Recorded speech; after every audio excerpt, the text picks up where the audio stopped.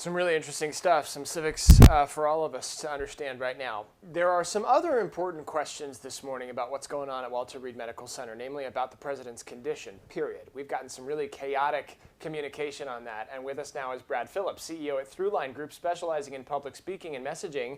Gee, Brad, why would we need you this morning? We have gotten some confusing messaging, to say the least. You have trained thousands of spokespeople, public speakers.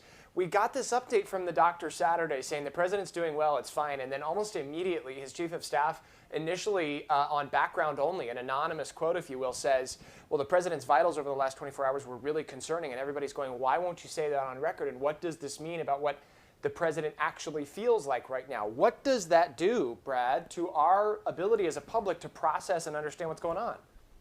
Well, one of the basic rules of crisis communications is that in a vacuum, the vacuum must be filled. And generally speaking, if you don't fill it with quality, reliable information, then the public is going to fill it with innuendo and rumor and suspicions of the worst case scenario.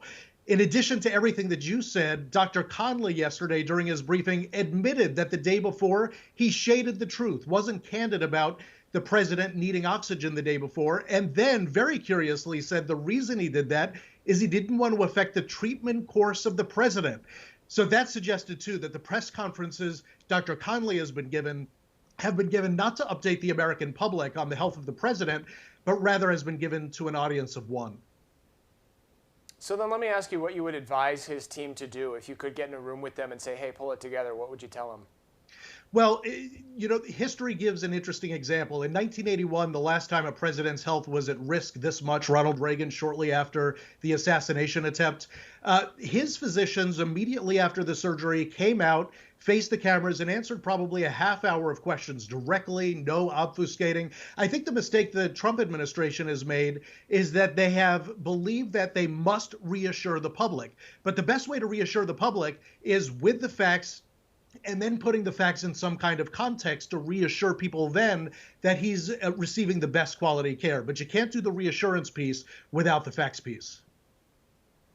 Brad, it's good to get that perspective because, again, it's so confusing at times to hear these conflicting information updates. So, Brad Phillips with Throughline Group, I appreciate your presence here today and helping us understand the consequences of this. Thanks.